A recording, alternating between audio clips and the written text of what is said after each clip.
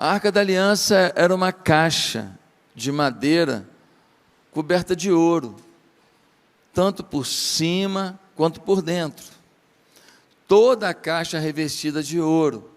Foi uma ordem de Deus dada ao povo de Israel. Essa caixa, sobre ela, tem 2 querubins, com as asas assim de um lado e com as asas assim do outro lado, em cima da caixa. E no meio, algo como se fosse uma bacia, um propiciatório, aonde, uma vez por ano, o sumo sacerdote jogava ali sangue, pedindo ao Senhor perdão pelos pecados do povo. Era o dia da expiação. Essa Arca da Aliança significava Deus no meio do povo. A Arca da Aliança, toda vez que o povo ia para algum lugar, a arca ia na frente. Como quem diz, Deus conduzindo a gente. Toda vez que o povo ia para uma guerra, o que ia na frente? A Arca da Aliança. A Arca da Aliança ia na frente, para que eles pudessem enfrentar uma batalha com Deus à frente. A Arca da Aliança era um objeto, mas um objeto que lembrava ao povo algo que era muito novo. A sociedade estava começando, eles não tinham Bíblia, eles não tinham os profetas, eles não tinham um monte de coisa. Então Deus mostra ao seu povo, através de um simbolismo, que existem os anjos e que existe a glória de Deus. E sabe uma das coisas que estava dentro da arca? As tábuas da lei, com os 10 mandamentos, que Deus entregou na mão de Moisés. Ou seja, a presença de Deus estava ali, condicionada à obediência à sua lei. Quem pegou essa? Na Arca da Aliança havia uma lei, um código de atitude, que influenciou toda a justiça do mundo. Não matarás, não adulterarás, não furtarás, os princípios de Deus para que o homem vivesse uma vida feliz. Eu coloco a minha glória, mas eu coloco a minha glória dentro da tua obediência. Toda vez que você vai tocar na glória de Deus, você tem que ter temor. Toda vez que você vai fazer as coisas para Deus, você tem que ter temor. Você não é perfeito, você não tem que fazer da melhor maneira, tal. Você não tem que ser o melhor do mundo, mas você tem que ter temor. Você tem que ter o coração quebrantado. Mas a Arca da Aliança significa mais uma coisa. Ela significa teofania. O que é teofania? Teofania é manifestação presencial da glória de Deus. Quando a Arca da Aliança estava lá no tabernáculo, no deserto, sabe o que acontecia? A nuvem de Deus vinha e parava sobre a Arca da Aliança, e o povo via a nuvem parada sobre a Arca da Aliança, a glória de Deus sobre o povo, era visível, era incrível, era uma manifestação surreal, assustadora, impressionante.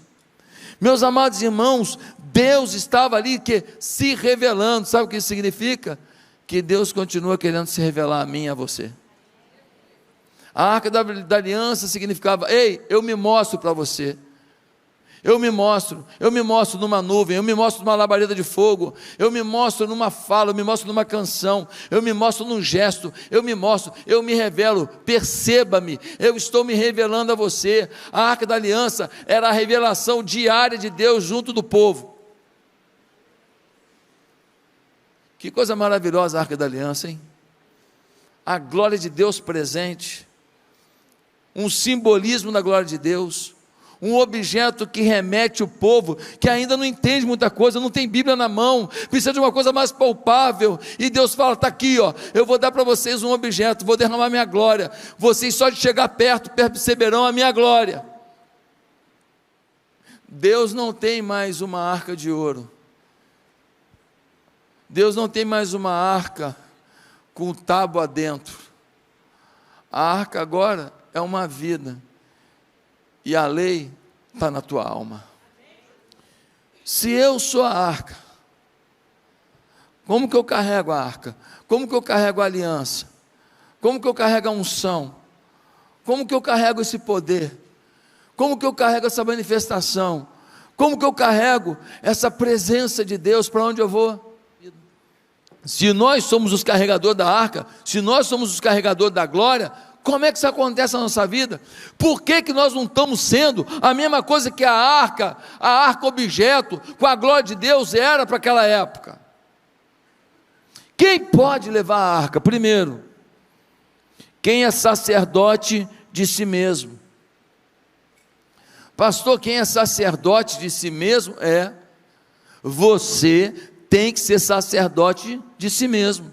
Você tem que ter uma atitude sacerdotal. Pastor, não estou entendendo nada, explica melhor. Então tá, versículo 2, nós lemos assim, olha, então Davi disse, somente os levitas poderão carregar a arca de Deus, pois para isso o Senhor os escolheu e para ficarem sempre a seu serviço. A lei mosaica dizia que só podia carregar a arca quem? O sacerdote, alguém da família, um levita. Só podia carregar a arca quem tinha um sacerdócio. Pois se você carrega a arca, significa que você agora é um sacerdote. O que o sacerdote fazia? Ele fazia sacrifícios para que o povo recebesse perdão, sim ou não? Significa que você deve se sacrificar para que as pessoas possam se arrepender dos seus pecados e ter perdão. Eles faziam a mediação entre o povo e Deus, sim ou não?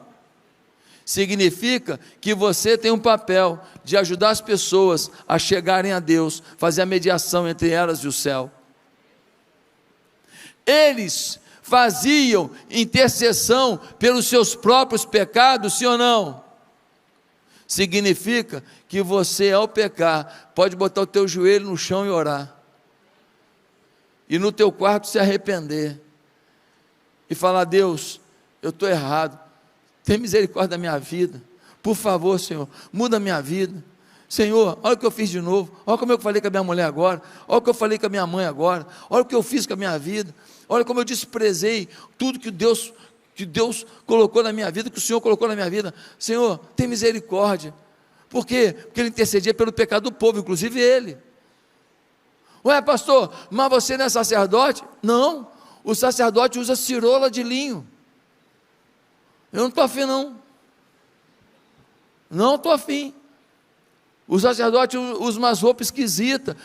O sumo sacerdote tinha um monte de pedra assim pendurada na roupa dele. Não achei legal não, estou afim não. Ué, pastor, como assim? Querido, o sumo sacerdote, o livro de Hebreus deixa claro que é Jesus, e que agora você é o sacerdote de si mesmo. Pastor, o que você é? Eu sou pastor. O que é o pastor? Um guia espiritual, um modelo espiritual, um motivador espiritual, um orientador espiritual, para que você cumpra a sua missão, para que você tenha alegria na vida, para que você saiba o caminho de Deus, para que você tenha comunhão na igreja, porque esse papo, eu estou com Deus, eu não estou com a igreja, você está no inferno e não sabe. Você despreza o corpo de Cristo e você acha que você fica com cabeça, que é Cristo. Aonde você tem isso na Bíblia? Não, eu estou bem com Deus, só não estou com a igreja. Irmão, Ele é o cabeça da igreja, a igreja é o corpo de Cristo. Ele nunca falou que era perfeito esse corpo, mas Ele morreu por esse corpo. Fala mal do corpo dele não. Ame.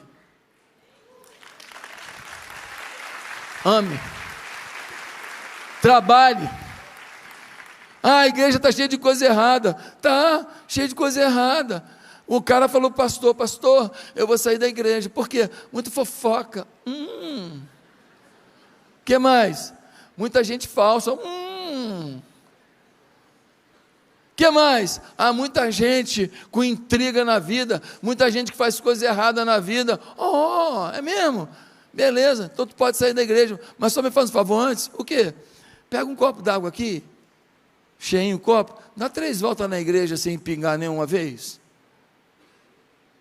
Que é isso, pastor? Copinho, isso não precisa ser da boca não, pode ser só perto da boca, Dá 3 voltas aqui, sem pingar uma vez aqui, que aí você pode ir embora. Tá bom. Pegou o copo, deu a primeira volta, pegou o copo, deu a segunda, o copo, deu a terceira, chegou aí, pastor, nem um pingo, viu? Consegui. Agora já posso ir embora da igreja, né? Falou, pode, mas só uma perguntinha antes. Enquanto tu estava dando essa volta aí, olhando para o copo aí, tu viu alguém fazendo fofoca? Não. Enquanto tu estava dando essa volta aí com um copo com água aí, tu viu alguém sendo falso? Não. Enquanto tu deu a volta aí, tu viu alguém sendo traíra? Não. Pois é, irmão, arruma o que fazer na igreja, tu não vai ficar reparando os defeitos dos outros. Sim ou não? Arruma o que fazer, tu não faz nada, fica olhando para os outros, cara. Aqui tem gente perfeita não, aqui é gente.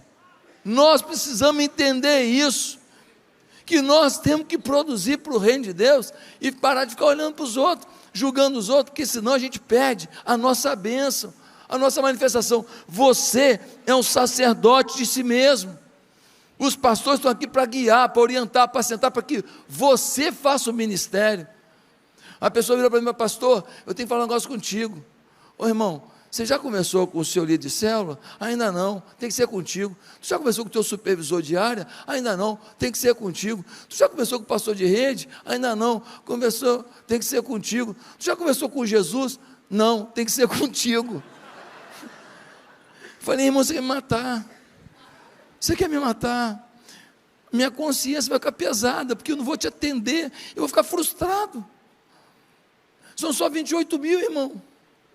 Como é que eu faço, meu amado? Não faz isso comigo.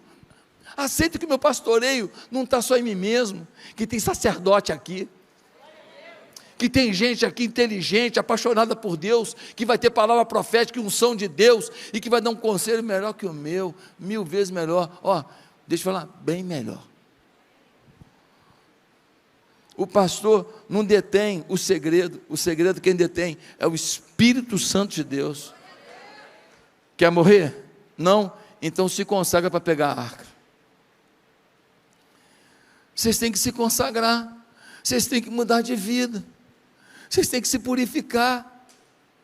Irmão, para a gente carregar a arca do Senhor, a gente precisa mudar a nossa forma de pensar, a nossa forma de agir. A gente não pode achar que tudo que todo mundo está falando, que todo mundo está dizendo, que a gente tem que aceitar como normal, porque tem coisa que é comum, mas não é o normal. Normal é crente orar, normal é crente ler Bíblia, normal é crente ser generoso, normal é crente ser dizimista, normal é crente perdoar, normal é crente ouvir mais e falar menos, normal é crente lutar para salvar todo mundo, normal é a gente ter vida apaixonada por Deus, normal é a gente amar mais pessoas do que coisas, normal é a gente ter uma vida pura. Isso é que é normal, isso é que é normal, mas hoje isso está incomum. O comum é diferente, o comum é o contrário disso, infelizmente. Olha o que diz o Pai Nosso: não nos deixe cair em tentação, mas livra-nos do mal. A oração diz, não deixa a gente cair em tentação não deixa nem a gente cair na tentação. E outra coisa, se a gente estiver perto de cair, livra a gente. Sabe, os prazeres do mundo que roubam a aliança da gente, que roubam a arca da aliança, o poder de Deus, a glória de Deus da gente, os pecados, eles são tão momentâneos, eles são tão pequenininhos, que se a gente fosse um pouco mais inteligente, a gente não dava mole para eles. Mas você tem que desvendar onde estão os riscos para a sua santidade. Tem lugar que você não pode ir, tem gente que você não pode ir, tem namoro que você acaba agora logo.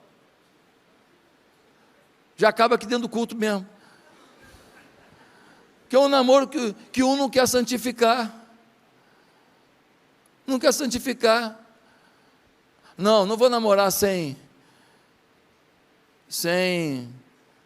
as paradas todas. Qual a garantia que você tem que essa pessoa ama você? Como assim, pastor? Se a falta do teu corpo me impede de continuar com você, eu amo mais o que você me dá de sexo do que o que você me dá de amor.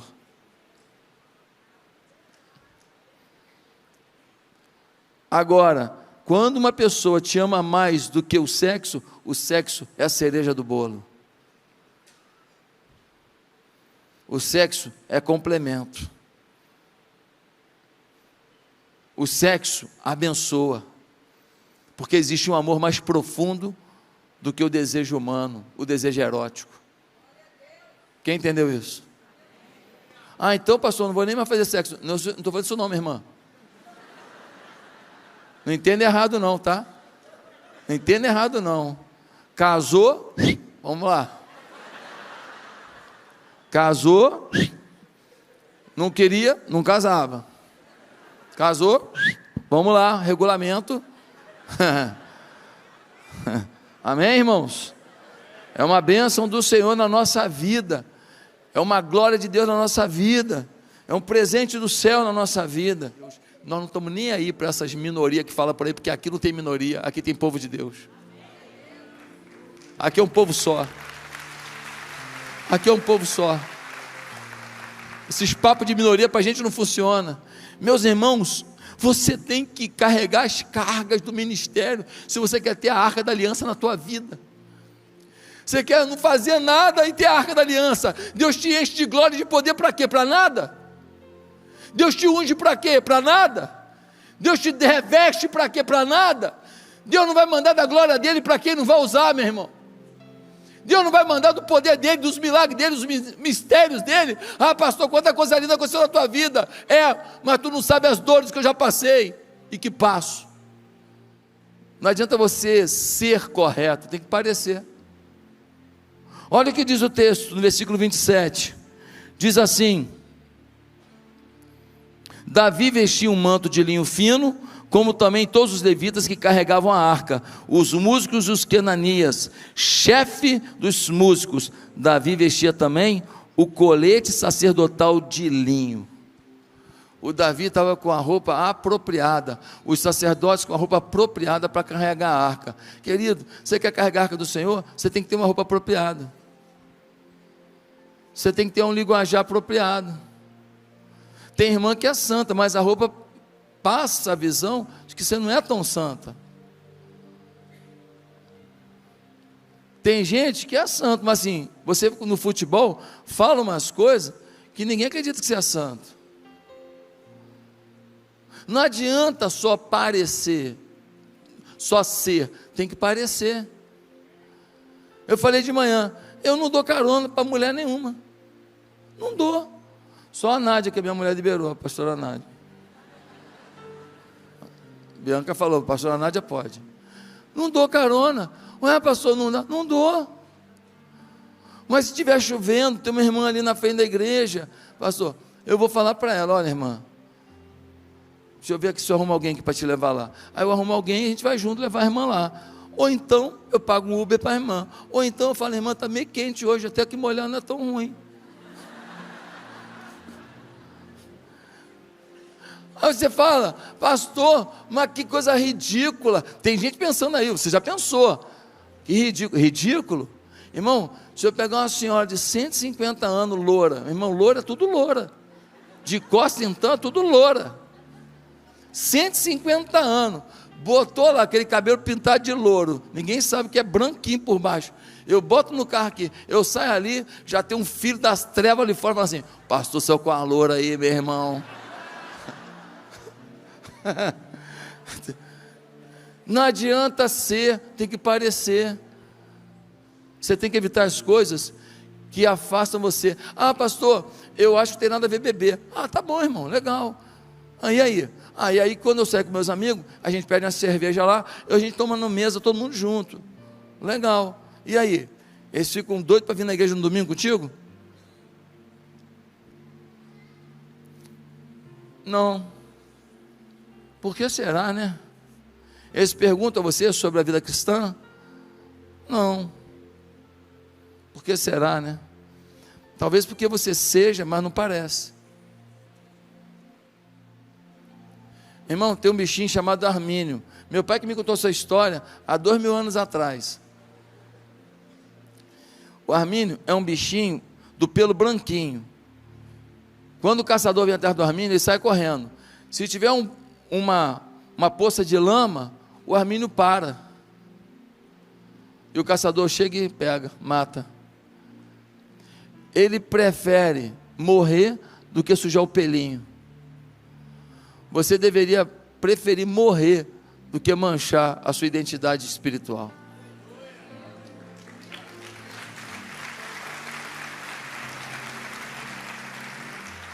Mas para terminar, quem pode carregar a aliança?